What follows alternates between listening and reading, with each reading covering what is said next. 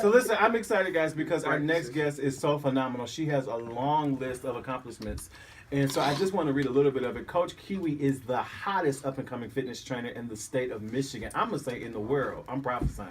With over 10 years of experience in the fitness industry, Coach Kiwi has devoted her career to helping her clients not only transform their bodies, but also their minds when it comes to living a healthy lifestyle. By taking the results personally, she pushes each client past self-doubt, demanding only their absolute best. As a life coach and motivator, she helps people overcome mental goals. Coach Kiwi is definitely not your run-on-the-mill trainer. Her passion for people, integrity, and focus on each individual is her recipe for your success. Coach Kiwi graduated from Western Michigan University and is a former running back for the 5-time national champion Detroit Demolition. Yeah.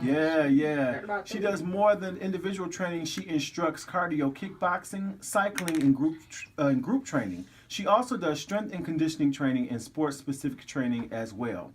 As the CEO of BSTXTRM Fitness Training, Prep Nutrition, and Blood, Sweat, and Tears Clothing Coach, Kiwi is sought after for her expertise in cardio, kickboxing, meal prep, and marketing. There is so much more that we can say about Coach Kiwi, but let's just make her feel real good. Let's welcome her to the Ron Todd Show. Woo! Coach Kiwi! What's going on, Ron Todd? Not too much. Listen, I am so excited that you are here. Thank you so much for joining us today. Sorry, I'm breaking stuff. No. It's okay. I probably need another nail. All them muscles. Right. Them arms was like the heart. I'm sorry, I done broke something already. She done leaned and tilted over. Oh, dear God. Thank you so much. Welcome to the show. Thank you for having me. Appreciate Absolutely. So now you have such a phenomenal following. Let me tell you. Your supporters love you because when they found out that you were coming on the show, I was getting IMs, I was getting direct messages on Instagram and Facebook. People were so excited that you were going to be here because everybody's talking about this powerful testimony of yours. Tell us about that. Where do I start? I'll keep it short, and I'll just kind of, for people that know me, I had lived the lifestyle of homosexuality for over 10 years. Okay. I took that to the entertainment and actually own one of the biggest clubs here in Michigan. Very successful, but God tapped me on my shoulder one day and told me I needed to make a decision. And that decision mean I walked away from everything. That mean I dropped the club, I dropped my lifestyle, I did everything, turned my life around, and here I am today. Wow. So that's the short version. Look at God. Yep. So, Ooh, that shout is right here on the tip of the tongue. Thank you, dear Lord. Yeah, because you know what, you gave us a short version, but that is so powerful. yes. It is really powerful. Now, I mean, when you say you own one of the biggest clubs, do you mind telling us what the name of the club was? It was actually Club 9 in Ferndale. Okay, yeah. It was pretty hot. I catered to all types of, from the black, white. My point was to get to everybody. So I was very successful. When I told my testimony when I got baptized, I said I was successfully miserable because though I thought I had everything, I didn't have everything. Wow. I didn't know that I didn't know God for who He was, and I also didn't understand that what I was doing was something that He didn't accept. Wow. Wow, that's heavy. Yeah, talk about that though. Talk about, because see, a lot of times people think when you have tangible things, when you have money, especially when we're living in a society, it's very, very paycheck to paycheck at a majority state of mind. So what I mean by that is the majority of the people in the middle class right now, lower middle class, I'm going to say, because a lot of people don't realize middle class is like $200,000 a year. But a lot of people in the lower middle class, they're living paycheck to paycheck. And so when they see somebody who's able to kind of go out and get what they want, maybe not what is considered in Forbes as rich, but still able to be comfortable, they think that that is what grants them happiness. So talk to that person who may feel that way. It's funny, and I'll be honest with you. I've shared my testimony for over the past 5 years, and I've been honest because I do something called Transparent Tuesdays. I've showed people my life for over the past 5 years of what it's taken to get here. And that question you telling me, I didn't understand having the money that I had and all of that seemed in the grand scheme of things like I had it all.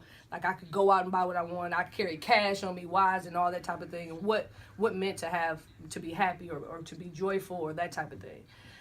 my relationship with God has shown me over the past 5 years that the best life I'm living is actually right now. Yeah. And I don't have the same money that I have. He still has, there is no, guess what, y'all, now I'm balling again. No, he has not. But he's restored something called joy in me to understand that I've had relationships. So there's things that I would have never been able to go through to even understand in my life then that I understand now. And I understand that my life is more valuable and my life has more purpose now. And to me, that's more than any happiness I could have had with all the money in my pocket. So you see all these people out here that's balling, and you realize that they're killing themselves. Yeah. Because obviously the money doesn't do it for you. Obviously, you're not having a relationship or having the people around you. I have people around me. I realized I had 300 people partying with me at my club. But I have 10 people partying with me this year. But these people love me for who I am and not who I stood for or what I was called to be. I was a club owner. I was this. Now I got people loving me because I am Coach Kiwi or I am Kiana Dennis. That's totally different. So that's the type of happiness that now I understand, and I would take that over anything. To be completely honest with you, if God gave me this opportunity to say, you know what, you can have your club back, I'd rather have the people around me that I know it's going to hold me down, it's going to pray for me.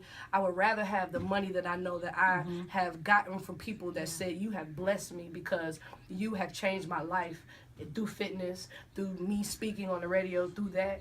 That means more to me than any of that money ever could. And I carry thousands of dollars with me daily, cash, money. This was no taxes, no nothing. And it doesn't compare to right now at all. Wow. This is Jackie.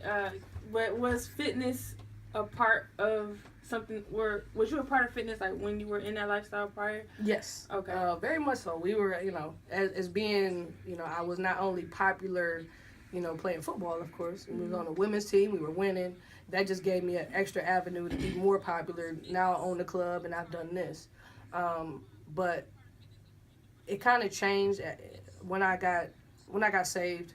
I was looking for an avenue to kind of express my stress level, my frustration, and everything. And that's when I started to go back to the gym and changed, not just me being in the gym working out just to look good, or it wasn't, in that case, it wasn't about football. It was about, okay, can I punch a bag? I need to, before I punch somebody else. That was honestly, I got back into the gym because I was trying to figure out how not to take it out on somebody else because I was frustrated. I didn't know what to do. And God showed me through that, look at what I have for you. You not only can come in here and punch a bag, you can teach somebody how to do that. You can teach somebody how to let it out in the gym and then go home and be okay. And then it was all these things that he started to show me in the gym. Even through competition, he showed me that the discipline that it takes and everything, he just started to show me, this is your life now. This is your life living on purpose. I can still give you that that business that business that you have and all the skills that you have, and I can give it to you something different that you can actually bless so many other people rather than giving them drinks. It was totally different. So fitness, yes, I was always a fitness person, but it's totally different now because I'm a fitness person with a purpose, so. So from what I'm hearing you say, it was like you're on this journey of finding out who you really are from the time you left the club up and within this 5 years of what you've been doing now. So if you had to describe this journey to someone who is maybe going through the same thing that you're going through, who is Kiana Dennis? Is that correct? Yes. Who is Kiana Dennis now compared to who she was over 5 years ago when she was just beginning this journey of finding herself and leaving homosexuality and taking the journey from having thousands of dollars in one hand to making the money that you're making now? Who is she now? And what would you say to that person who's trying to figure out who they are in the now? That's an awesome question. And of all the questions I've had, nobody's ever asked me that specifically. If I had to answer that today, right now, I would have to say, I am living, and I'm going to keep it really short and sweet because labels can get so far drawn out. Right. I am a woman of God with a purpose, period. And that's it. Because what's amazing to me is when I speak and when people come to me, it's not people a lot of times it's not somebody that's come out the lifestyle. Yeah. It's somebody that just said, girl, I just, you know, you don't even know that you reached me. I don't know Yeah. what you got going through, but I just know that you just taught me how to just believe in God. Yeah, yeah. So that first part, I'm a woman of God. Everything that I follow is God. Ordained, given. I'm always talking to God. I make sure everybody knows that's around me. It knows I have a relationship with God. And secondly, they know everything I do is on purpose. Yeah. So whether it's whatever it is, when I come in here, I know I prayed, I've done all of that. That I know that if one person hears me and says, "Man, how did you make it with God?" Right. To be honest with you, with the people around me, for a whole year, it was just me and God. And he taught me to be the woman. Yeah. You see that first? Yeah, He taught me to be yeah. the woman that he needed me to be. Yeah. He knew that I needed to follow him in all the things that I did. Yeah. And he knew that once I had a purpose, I knew exactly what I needed to do in Right. this life. Period. My prayer has always been, I changed my prayer. I used to have prayers, God, give me this, and that. I want this, and this. I said, God, all I want to be is the woman you want me to be. I want you I want to be with whom you want me to be with, and I want to be where you want me to be. That's it. That's always my prayer. That's it. I love it. That's awesome. You use the word purpose. Mhm. Purpose. And you find a lot of people who are just wandering around Yeah. aimlessly Yeah. with no purpose. But in you start talking about your purpose, you also talk about passion. How is it for someone who may be kind of wandering? How do you help them find the passion while they're pursuing their purpose? Yeah. The passion, my passion came from my relationship with God. That's the only place, to be honest with you. The first thing I tell people, you can talk to me all day. I can sit here and tell you about everything I've been through. But guess what? You have to go home and you have to live your life.